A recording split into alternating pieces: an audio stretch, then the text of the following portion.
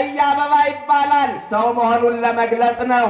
ነጭ አበባ ሆኖ ያያችሁት መቼ ነው? በክርስቶስ ስም የተቋቋሙ ብዙ የእምነት ድርጅቶች አሉ። ከነሱ ምንለየው በምንድነው ካላችሁ መከራውን በማሰባችሁ። እንዘታቅፍዮ ሲባል ነጩና ቀዩ አበባ ለሊቃውንት ይታደላል። ቀዩን አበባ ስታይ መከራውን አስብ፣ ነጩን አበባ ስታይ አምላክነቱን አስቢ። ሌሎቹ ጌታ አድኖኛል ይሏችኋል፣ ዕዳዬ ተከፍሏል ይሏችኋል፣ በደሌ ተደምስሷል ይሏችኋል። መከራውን ማሰብ አይፈልጉም። እነ የዋህ ጳውሊ ትዳራቸውን፣ እነ አብርሃም መራዊ ጫጉላ ቤታቸውን፣ እነ አፄ ካሌብ ቤተ መንግሥታቸውን ለቀው መከራ ወደ በዛበት ገዳም የገቡት በፍቅሩ ተስበው ነው። ዓለም ወዶ ገብ የሆነ ትውልድ መጣ። ሰይፍ ሳይመዘዝበት የካደ ትውልድ ተፈጠረ። ሰዎች ቢወዱን ሲጣሉን ነውራችን ይገልጡብናል። ክርስቶስ ግን የሁላችንንም ኃጢአት በፍቅሩ ሸፈነልን። የተወረወረበት ድንጋይ ገለባ ይመስለዋል። በክርስቶስ የፍቅር መዓዛ የተጎበኘ የተማረከ ሰው እንዲህ ነው። ነውርን በአደባባይ የሚፈጽም ትውልድ፣ ነውርን በአደባባይ የሚናገር ትውልድ የተፈጠረበት ዘመን፣ ኃጢአትን እንደ ጽድቅ ነውርን እንደ ቅድስና የሚቆጥር ትውልድ የበቀለበት ዘመን። እንቡጥ አበባ ስታዩ ልጅነታችሁን አስቡ። አበባው ፈክቶ ስታዩ ወጣትነታችሁን አስቡ። አበባው ጠውልጎ ስታዩ እኔም አረጃለሁ በሉ ምእመናን። 64 ዓመት ሞልቷት የእርጅና ምልክት አይታይባትም ነበረ። ፊቷ አልተሸበሸበም። ወበይን ተዛቀበችን በለሙስና ያለመለወጥ አጸናሽ ይላታል ቅዱስ ኤፍሬም። አያችሁ የ15 ዓመት ቆንጆ ትመስል ነበር። አበባ ረግፎ አይቀርም፣ ፍሬ ይሰጣል። እኛም ከሞት በኋላ ሕይወት፣ ከመቃብር በኋላ ትንሣኤ አለን።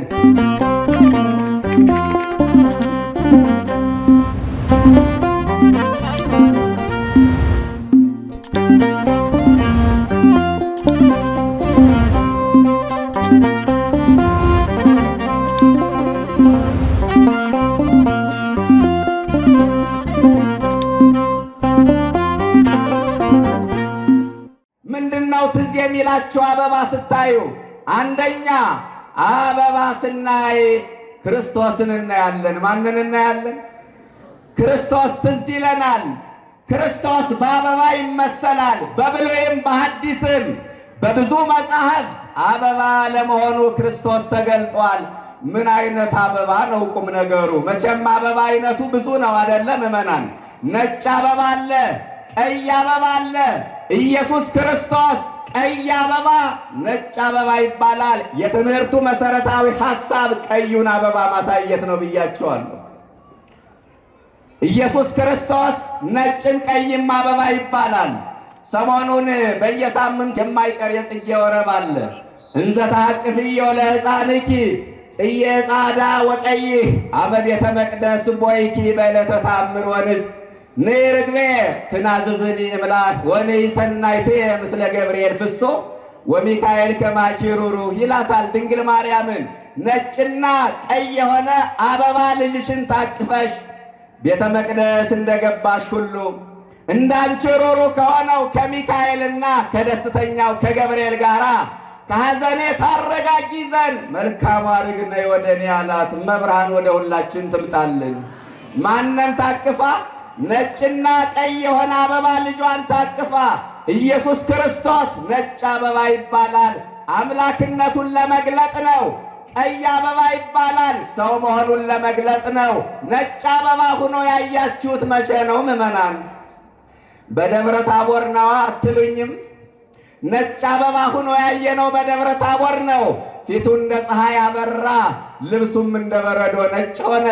ማቴዎስ 17 ቁጥር 4 ላይ ነጭ አበባ ሆኖ ያያችሁት መቼ ነው? በትንሣኤው ነዋ። መቃብር ክፈቱልኝ፣ መግነዙን ፍቱልኝ፣ ድንጋዩን አንሱልኝ ሳይል ብርሃን ለብሶ ብርሃን ተጎናጽፎ ሞትን ድል አድርጎ ሲነሳ ብሩክ ሆኖ የታየው በትንሣኤው ዕለት ነበረ። ቀይ አበባ ሆኖ መቼ ያያችሁት? ዛሬ ነዋ። መቼ ሊሆን ይችላል? ቀይ አበባ ሆኖ ያየነው መቼ ነው? በዕለተ ዓርብ ነዋ። ኢሳይያስ ገረመው በትንቢትና እንዲህ አለው። በትንቢተ ኢሳይያስ ምዕራፍ 53 ከቁጥር 1 ጀምሮ የሰማነውን ማን አምኗል?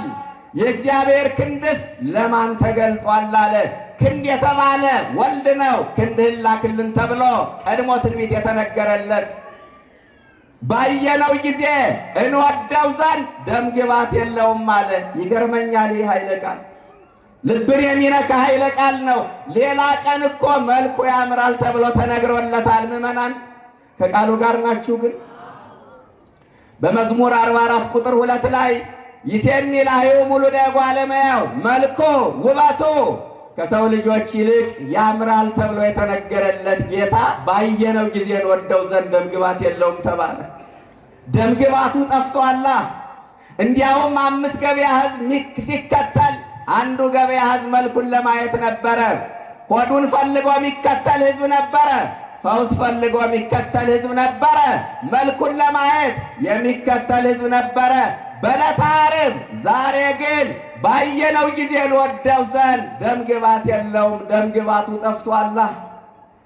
ፊቱና መላ ሰውነቱ በደም የታጠበበት ቀን ስለሆነ ክርስቶስ ቀይ አበባ ተባለ። በደም የታጠበበት። አሁንም ኢሳይያስ እየገረመው እንዲህ ይላል በ63ኛው ክፍለ ምዕራፍ ትንቢተ ኢሳይያስ ምዕራፍ 63 ቁጥር 1 ጀምሮ ቀሚስህ ለምን ቀላ ይለዋል። በወይን መጭመቂያ እንደሚሰሩ ሰዎች። ኧረ ይህንን ቃል ተናገሩት። ቀሚስህ በሉ እስቲ ለምን ቀላ? በወይን መጭመቂያ እንደሚረግጥ ሰው። በብሉይ ኪዳን ወይን የሚጨመቀው ጉድጓድ ተምሶለት ነው ወገኖቼ። ጉድጓድ ተምሶለት ቀሚስ የለበሱ ሰዎች ወይኑን በእግራቸው ይረግጡታል። ያን ጊዜ ወይኑ እየተፈነጠቀ ልብሳቸውን ሲነካው ልብሱ ይቀላል። ደም ይመስላል ልብሳቸው። ኢሳይያስ በትንቢት የክርስቶስን መከራ አይቶ ቀሚስህ ለምን ቀላለ? በዕለተ ዓርብ ቀሚሱ በደም ተነክሮ እንደሚውል ታይቶት እኮ ነው። ሌላ ምን ይመስላችኋል? እንኳን አካሉ እንኳን ፊቱ ቀሚሱ ሳይቀር በደም ተነክሮ በደም ታጥቦ እንደሚውል በመንፈስ ቅዱስ አይቶ በትንቢት መነጽር ተመልክቶ ለምን ቀሚስህ ቀላለው? ለኢሳይያስ ምን ብሎ መልስ ይሰጠው ይሆን? ስለ አንተ ብዬ ቀሚስ የቀላ ነው ሚለው። ሌላ ምን ሊለው ይችላል? ስለኛ ብሎ ቀሚሱ ቀላ፣ ስለኛ ብሎ በደም ታጠበ፣ ስለኛ የሾህ አክሊል ደፋ፣ ስለኛ ጎኑን በጦር ተወጋ፣ ስለኛ ምራቅ ተተፋበት፣ ስለኛ ተገረፈ። ቀሚስህ ለምን ቀላ? መልሱ ስለኛ ነዋ። ቀሚስህ ለምን ቀላ ነው። የተዋህዶ ልጆች ቀይ አበባ ሆኖ ያየንበት ቀን ነው ዛሬ። አበባ ሾህ ዙሪያውን ከቦታል። አበባ ዙሪያው በሾህ የተከበበ ነው። ይህ ቀይ አበባ ኢየሱስ ክርስቶስ ሾህ የወጋው አበባ፣ የሾህ አክሊል የደፋ አበባ፣ የሾህ አክሊል የተቀዳጀ አበባ ነው። ቀይ አበባ ስታዩ ክርስቶስ የደረሰበትን መከራ አስቡ። የሾህ አክሊል ደፍቶ ጎኑን በጦር ተወግቶ ቀራንዮ የዋለው ጌታ በውስጣችሁ ባካችሁ ይሳል። ምዕመናን ይሳል። መከራውን ረስቶ ክርስትና ብሎ ነገር አይታሰብም።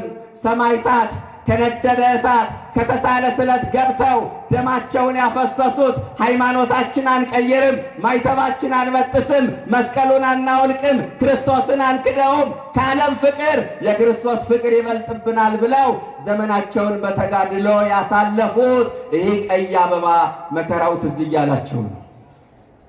ጻድቃን የላመ የጣመ ከመቅመስ የሞቀ የደመቀ ከመልበስ ተከልክለው ፍላጎታቸውን አሸንፈው ራሳቸውን ገዝተው ምኞታቸውን ተቆጣጥረው ልብላ ልብላ፣ ልጠጣ ልጠጣ፣ ላመንዝር ላመንዝር የሚል ስሜታቸውን ገተው በረሃ ገብተው የኖሩት መከራው ትዝ እያላቸው ነው። መከራውን ረስቶ ክርስትና ብሎ ነገር አይሰራም። መስቀል አልባ ሕይወት አይኖርም። ክርስቲያኖች እባካችሁን መስቀል አልባ ከሆነ ሕይወታችን ክርስትናችን ጥያቄ ምልክት ውስጥ ወድቋል። እኛ ከሌሎች ቤተ እምነቶች የምንለየው መከራውን በማሰባችን ነው። በክርስቶስ ስም የተቋቋሙ ብዙ የእምነት ድርጅቶች አሉ። ከነሱ ምን ለያው በምንድነው ካላችሁ መከራውን በማሰባችን ነው። አንዳንዶቻችን ገብርኤል ያማልዳል ያማልድም በማለት ብቻ ይመስለናል። እሱ እንዳለ ሆኖ ከፍ ይላል። የክርስቶስን መከራ በማሰባችን ነው እኛ ከሌሎች የምንለየው። ሌሎቹ ጌታ አድኖኛል ይሏችኋል፣ ዕዳዬ ተከፍሏል ይሏችኋል፣ በደሌ ተደምስሷል ይሏችኋል። መከራውን ማሰብ አይፈልጉም። የመከራው የሕማሙ ተሳታፊዎች መሆን አይፈልጉም። የተዋህዶ ልጆች ይህንን ታውቃላችሁ። እኛ ግን የመከራው ተካፋዮች ነን። ብዙዎቹ ይህን ቀን አምርረው ይጠሉታል፣ አይወዱትም። በትንሣኤው ይደሰታሉ። በትንሣኤው ለመደሰት ግን በዓርብ መከራ መካፈል ያስፈልጋል። ዘሐመ ምስለ ክርስቶስ ይነግስ ምስለ ክርስቶስ አለ ርቱዐ ሃይማኖት። ከክርስቶስ ጋር የታመመ ከክርስቶስ ጋር ነግሶ ይኖራል። እኛ ከክርስቶስ ጋር ታመናል። ምን ማለት ነው? ከክርስቶስ ጋር የታመመ ከክርስቶስ ጋር ነግሶ ይኖራል ማለት ዛሬ በክርስትናቸው ምክንያት መከራ የሚቀበሉ ሰዎች ቀራንዮ ከክርስቶስ ጋር መከራ ሲቀበሉ እንደዋሉ ይቆጠርላቸዋል። በክርስትናቸው ምክንያት የሚራቡ ሰዎች ገዳመ ቆሮንቶስ ከክርስቶስ ጋር ሲራቡ እንደዋሉ ይቆጠርላቸዋል። በክርስትናቸው ምክንያት የሚሰደዱ ሰዎች ወደ ግብፅ ከክርስቶስ ጋር እንደተሰደዱ ይቆጠርላቸዋል። በክርስትናቸው ምክንያት የሚታሰሩ ሰዎች ከክርስቶስ ጋር ዛሬ ቀራንዮ ታስረው እንደዋሉ ይቆጠርላቸዋል። በክርስትናቸው ምክንያት የሚገረፉ ሰዎች ዛሬ ከክርስቶስ ጋር ሲገረፉ እንደዋሉ ይቆጠርላቸዋል። በክርስትናቸው ምክንያት የሚሰደቡ ሰዎች ዛሬ ከክርስቶስ ጋር ሲሰደቡ እንደዋሉ ይቆጠርላቸዋል። በክርስትናቸው ምክንያት የሚናቁ ምራቅ የሚተፋባቸው ክርስቲያኖች ዛሬ ከመድኃኔዓለም ጋር እንደተናቁ ምራቅ እንደተተፋባቸው ተደርጎ ይቆጠርላቸዋል። ዘሐመ ምስለ ክርስቶስ ይነግስ ምስለ ክርስቶስ ማለት ይሄ ነው። ሲተነተን ከክርስቶስ ጋር የታመመ ከክርስቶስ ጋር ነግሶ ይኖራል። ምዕመናን አንድ ነገር ልንገራችሁ። ማንኛውም ክርስቲያን የመስቀሉ የመከራው ተካፋይ እንዲሆን ጥሪ ቀርቦለታል። ለአበበ ለከበደ እንዲህ ብሎ ነገር የለም። ለተዋህዶ ልጅ በሙሉ የመከራው ተካፋይ እንዲሆን ጥሪ ቀርቦለታል። ጥሪው ምንድነው? አዋጁ ምንድነው ካላችሁ ማቴዎስ 10 ቁጥር 38ን ተመልከቱ። መስቀሌን የማይዝ በሉ እስቲ፣ መስቀሌን የማይዝ በሉ፣ በኋላ የማይከተል የኔ ሊሆን አይገባም። የመሆንና ያለመሆን ጉዳይ ይለይለታል። የሱ የመሆንና የሱ ያለመሆን ምርጫ ቀርቧል። የቁርጥ ቀን ደራሽ ምንላቸው በሐዘናችን በደስታችን ተካፋይ ይሆናሉ ብለን ምንጠብቃቸው የኔ ምንላቸው ሰዎች አሉ። ደረታችን ነፍተን ልባችን ሞልተን ክርስቶስ የኔ እንዲለን ከፈለግነ ሁለት ነገር እናሟላ። አንደኛው ከኋላው መከተል፣ ሁለተኛ መስቀሉን መያዝ። ከኋላው መከተል ምንድነው? መንገዱን መንገዳችን ማድረግ ነዋ። ሐሳቡን ሐሳባችን ማድረግ ነዋ። ፈቃዱን ፈቃዳችን ማድረግ ነዋ። ክርስቲያን ክርስቶስ በሄደበት ይከተላል። መርፌው በሄደበት ክሩ ይከተላል። ምኑ በሄደበት? መርፌው በሄደበት ክሩ ይከተላል። ነገር ግን መርፌው በሄደበት ክሩ እንዲከተል ከተፈለገ ክሩ ከመርፌው ጋር መታሰር መቻል አለበት። ክርስቲያን ከክርስቶስ ጋር በእምነት መታሰር አለበት። ክርስቲያን ክርስቶስን እንዲከተል ከተፈለገ ከክርስቶስ ጋር በሃይማኖት መታሰር መቻል አለበት። አንደኛው የኔ ለመባል በኋላው መከተል ነው። ሁለተኛ መስቀሉን መያዝ ነው። መስቀሉን መያዝ ምንድነው? የመከራው ተካፋይ መሆን ነዋ። የሕማሙ ተካፋይ መሆን ነዋ። የነገረ መስቀሉ ተካፋይ መሆን ነዋ። ቀዩን አበባ ስታዩ የደረሰበትን መከራ አስታውሱ ነው ነጥቤ። ዝም ብሎ አይደለም ቀይ አበባ። እንዘ ተአቅፍዮ ሲባል ነጩና ቀዩ አበባ ለሊቃውንት ይታደላል። ቀዩን አበባ ስታይ መከራውን አስብ፣ ነጩን አበባ ስታይ አምላክነቱን አስቢ። ይህ ነው የተዋህዶ ልጆች። መከራውን ማሰብ እንዴት ይገርማል! መከራውን ማሰብ። ቀይ አበባ። ሁለተኛ አበባ መዓዛው ይስባል። ምኑ ይስባል? ምዕመናን አበባ ምኑ ይስባል? መዓዛው ይስባል። ክርስቶስን ፍቅሩ ይስባል። እምከመ ተላልኩም ምድር እስብ ኩሎ ሀበ ያለ ጌታ ከምድር ከፍ ባልሁ ጊዜ ሁሉን ወደ እኔ ስባለሁ። እንደ አበባ ከፍ ብዬ በተሰቀል ጊዜ ሁሉን ወደ እኔ ስባለሁ አቀርባለሁ። አበባ ይስባል፣ ክርስቶስም ፍቅሩ ይስባል። ፍቅሩ ስባችሁ አይደል እዚህ የመጣችሁት? ሌላ ምን አጀንዳ አላችሁ? እና በእርግጥም የሚስብ ፍቅር እንዲሁ ከመውደድ በላይ የሚስብ ፍቅር አለ ምእመናን? አበባ መዓዛው ይስባል ብያቸዋለሁ። ከውበቱ ባሻገር ከጌጥነቱ ባሻገር መዓዛው ይስባል፣ ክርስቶስም ፍቅሩ ይስባል። እንዲሁ ከመውደድ በላይ የሚስብ ፍቅር አይታችሁ ታውቃላችሁ? ሰምታችሁ ታውቃላችሁ? እስመ ከመ አፍቀሮ እግዚአብሔር ለዓለም እስከ ወልዶ ዋሕደ መጣ ወወሀበ ቤዛ ለኩሉ። አንድ ልጁን ለሞት አሳልፎ እስከ መስጠት ደርሶ እንዲሁ ወደደን። ዮሐንስ 3 ቁጥር 16። እንዲሁ መውደድ አይቻልም። ሰዎችን የምንወዳቸው የሆነ ነገራቸውን አይተን ነው። ገንዘባቸውን አይተን፣ ስልጣናቸውን አይተን፣ ውበት አይተን፣ ቁስ አይተን ነው የምንወዳቸው። እንዲሁ መውደድ አይቻልም። እንዲሁ የጠላን ሰይጣን እንዲሁ የወደደን መድኃኔዓለም ክብርና ምስጋና ለስሙ ይድረሰው። አበባ መዓዛው ይስባል፣ ክርስቶስ ፍቅሩ ይስባል። አበባ ይገርማል፣ መዓዛው ይስባል ብያቸዋለሁ አይደለ? ክርስቶስ ፍቅሩ ይስባል። ሌላው የክርስቶስ ፍቅር ምንድን ነው? ሰዎች በወደዱን ማግስት የማስመሰል ፍቅራቸው አልቆባቸው እኛን መጥላት ይጀምራሉ። የክርስቶስ ፍቅር ለዘላለም የጸና ነው። ከዚህ በላይ የሚስብ ፍቅር አይታችሁ ታውቃላችሁ ምእመናን? የለም እኮ ከዚህ በላይ የሚስብ ፍቅር የለም ምእመናን። ሰዎች ቢወዱን ፍቅራቸውን በብር ነጠብጣብ ሊገልጡልን ይችላሉ። ክርስቶስ ግን ፍቅሩን በደሙ ጻፈልን። ከዚህ በላይ የሚስብ ፍቅር አለ? አበባ እንደሚስብ ፍቅሩ ይስባል። ሰዎች ቢወዱን ሲጣሉን ነውራችን ይገልጡብናል። ክርስቶስ ግን የሁላችንንም ኃጢአት በፍቅሩ ሸፈነልን። ከዚህ በላይ ምን ሚስብ ፍቅር አለ? የተዋህዶ ልጆች ኧረ ስሙ ለዘላለም የተመሰገነ ይሁን። ከዚህ በላይ ሚስብ ምን ፍቅር አለ? ጻድቃን ወደ ገዳም፣ ሰማዕታት ወደ ደም የሄዱት በፍቅሩ ተስበው ነው። በተጋድሎ ያበረታቸው፣ በሞት ላይ እንዲጨክኑ ያደረጋቸው፣ በመከራ ላይ እንዲበረቱ ያስቻላቸው ፍቅሩ ነው። እነ የዋህ ጳውሊ ትዳራቸውን፣ እነ አብርሃም መራዊ ጫጉላ ቤታቸውን፣ እነ አፄ ካሌብ ቤተ መንግሥታቸውን ለቀው መከራ ወደ በዛበት ገዳም የገቡት በፍቅሩ ተስበው ነው። አበባ መዓዛው እንደሚስብ ፍቅሩ ስቧቸው ነው ገዳም የገቡት ወገኖቼ። ይህ ፍቅር ስንቱን ማረከ! ይህ ፍቅር ስንቱን ከሥጋ ፍላጎት ለየ! ይህ ፍቅር ስንቱን ገዳም አስገባ! የተዋህዶ ልጆች ዓለም ፍቅር ፍቅር የምትለው ከፍቶት ጋር የተያዘውን እንስሳዊ ተግባር ነው። የክርስቶስ ፍቅር ከአይምሮ በላይ ነው። ለዚህ ፍቅር ብዙዎቹ ብዙ ነገር ሆኑለት። ለዚህ ፍቅር ጀግኖቹ ዝናራቸውን ፈተው ተማረኩለት።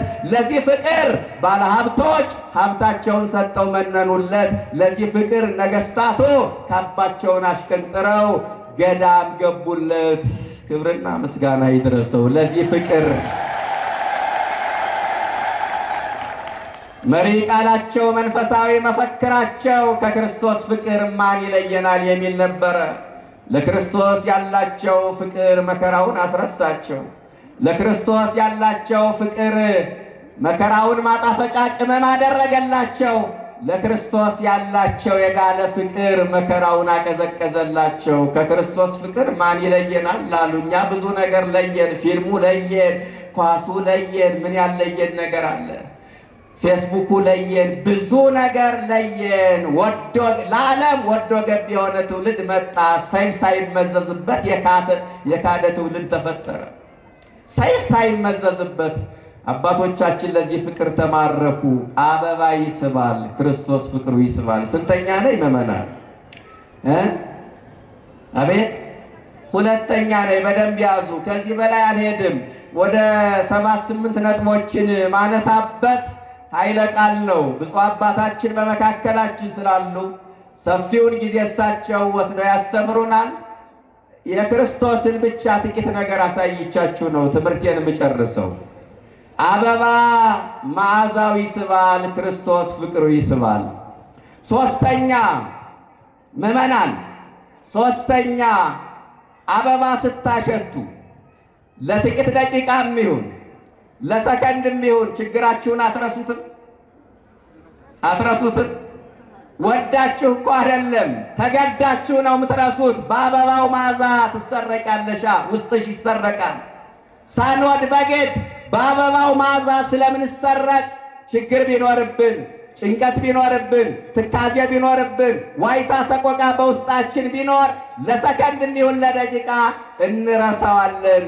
በአበባው መዓዛ ውስጣችን ስለሚሰረቅ ነው።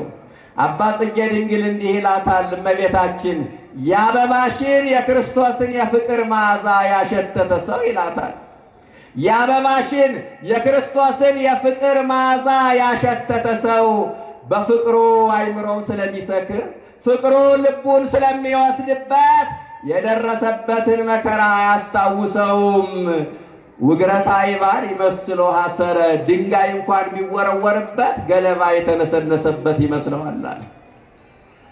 ገለባ የተነሰነሰበት ይመስለዋል። ልክ እንደ እስጢፋኖስ የሰማይ መስኮት ተከፍቶ ምስጢረ ሰማይ ተገልጦለት ኢየሱስ በአብ ቀኝ ቆሞ በላዩ ላይ የሚወርድበትን የድንጋይ ክምር ይረሳ ነበረ።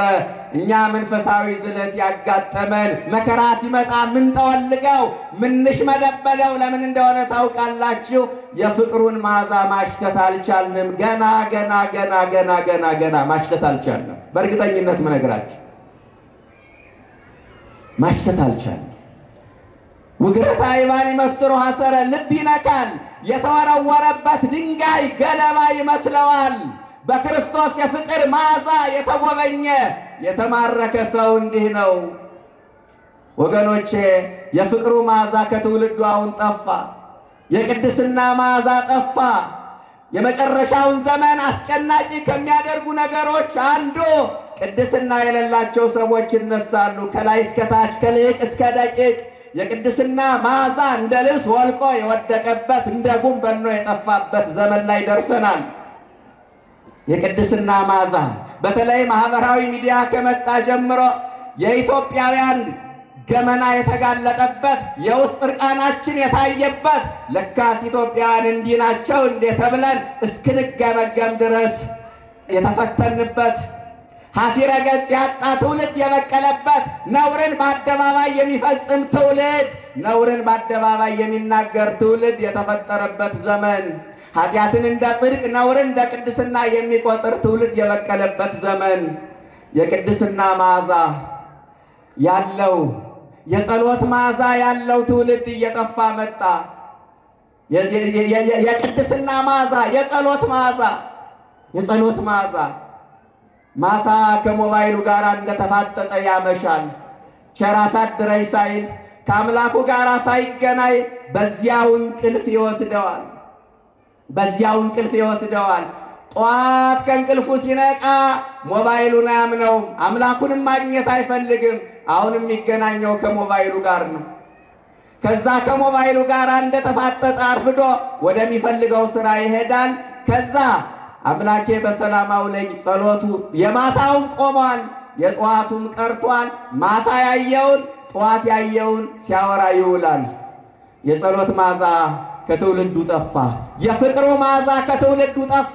ውግረታ ይባን ይመስሎ ሐሰረ፣ ድንጋይ እንኳን ቢወረወርበት በፍቅሩ መዓዛ የተጎበኘ ሰው ገለባ ይመስለዋል። እሳተኒ ማየ ባሕር ቆሪረ፣ ወደ እሳት ቢገባ እሳቱ ቀዝቃዛ ውሃ መስሎ ይታየዋል። የተዋህዶ ልጆች አበባ ስታሸቱ በመዓዛው ተሰርቃችሁ ችግራችሁን እንደምትረሱ በክርስቶስ የፍቅር መዓዛ የተጎበኘ ሰው የደረሰበትን መከራ አያስታውሰውም፣ በጸጋ ይቀበለዋል። ቤተ ክርስቲያን እርሱን ስለ ሁለት ነገር መረጥኩት አላልኳችሁም ምእመናን? አንደኛ ቤተ ክርስቲያን ሕይወታችን ከአበባ ጋር እያመሳሰለች የምታስተምርበት ወቅት ነው። ሁለተኛ ቀዩን አበባ ላሳያችሁ ፈልጌ ነው አላልኳችሁም? ስለዚህ ቀዩን አበባ አይተናል አላየንም? አይተናል። የሰውን ሕይወት ቤተ ክርስቲያን ከአበባ ጋር እያመሳሰለች ታስተምራለች። እችን ልንገራችሁና ለሁለት ደቂቃ ትምህርት ልጨርስ። ዘሪ ከዘር ጋራ ከእጽዋት ጋር የኛ ሕይወት ይመሳሰላል፣ ከአበባ ጋራ ይመሳሰላል። አበቦችን ተመልከቱ፣ የሰውን ሕይወት ተመልከቱ ማለት ነው። የሰውን ሕይወት ተመልከቱ። ዘር ይዘራል አይደል? ሰውም ይጸነሳል። ምዕመናን፣ የተዘራው ይበቅላል፣ ሰውም ይወለዳል። የበቀለው ያብባል፣ ሰውም ያብብበት ጊዜ አለ። ደመግቡ የሚሆንበት ጊዜ አለ። የሚያስደስትበት ጊዜ አለ። የሚያምርበት ጊዜ አለ። አበባ ፍሬ እንደሚሰጥ ሰውም ትዳር ይዞ የልጅ ፍሬ የሚያፈራበት ጊዜ አለ። አበባ እንደሚጠወልግ ሰውም የሚጠወልግበት ጊዜ አለ። የሚያረጅበት ጊዜ አለ። ጉልበት ይብረከረካል፣ ወገብ ይጎብጣል፣ ዓይን ማየት ይሳነዋል፣ ጆሮ መስማት ያቅተዋል። አበባ እንደሚጠወልግ ሰው ይጠወልጋል። እምቡጥ አበባ ስታዩ ልጅነታችሁን አስቡ። አበባው ፈክቶ ስታዩ ወጣትነታችሁን አስቡ።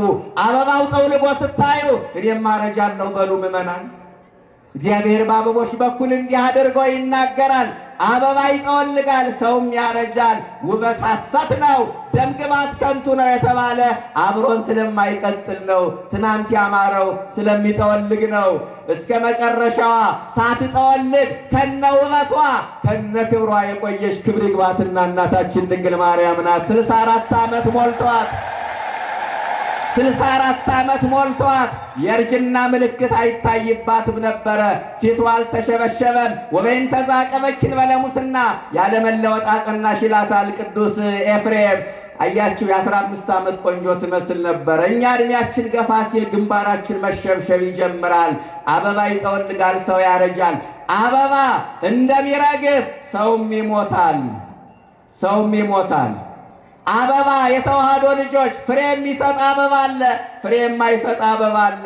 ፍሬ የሚሰጥ አበባ በዚህ ዓለም የምግባር ፍሬ አፍርተው የንስሐ ፍሬ አፍርተው ወደ አምላካቸው የሄዱ ክርስቲያኖች ምሳሌ ነው። ፍሬ የማይሰጥ አበባ አለ፣ አእምሮ ተውቦ ግን ፍሬ አልባ የሆነ አበባ።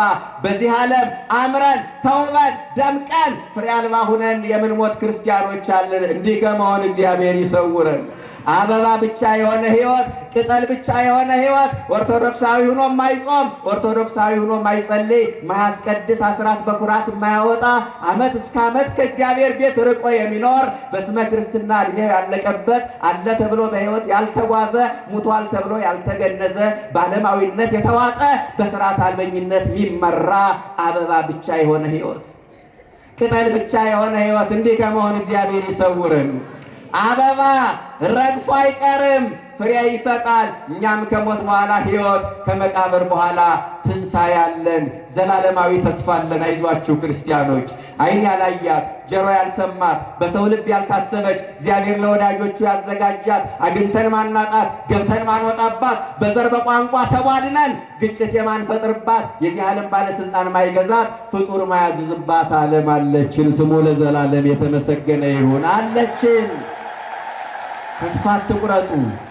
አበባ ዕድሜው አጭር ነው። ዛሬ ያየነው አበባ ጥር ላይ የለም። እኛም ዕድሜያችን አጭር ነው። ሕይወታችን ጥቂት ጊዜ ነው የሚቆየው። እንደ አበባ በዕድሜያችን እንወቅበት፣ በጊዜያችን እንጠቀምበት። ዕድሜ ብድር ነው። ብድር አያኮራም፣ ብድር አያመጻድቅም። የተበደረ ሰው ብድሩን ለተበደረበት ዓላማ ያውለዋል እንጂ አያባክነውም። ክርስቲያን የተሰጠውን ዕድሜ ለኃጢአት የሚያውለው ከሆነ ዕድሜ አባካኝ ይባላል። ዕድሜያችን በከንቱ እንዳናባክን መድኃኔዓለም ይርዳን።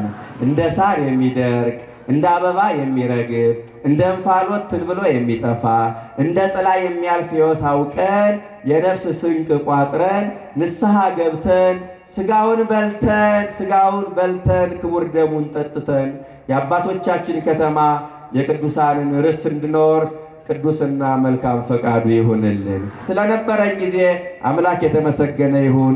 የዛሬ ዓመት በሰላም ያደርሰን።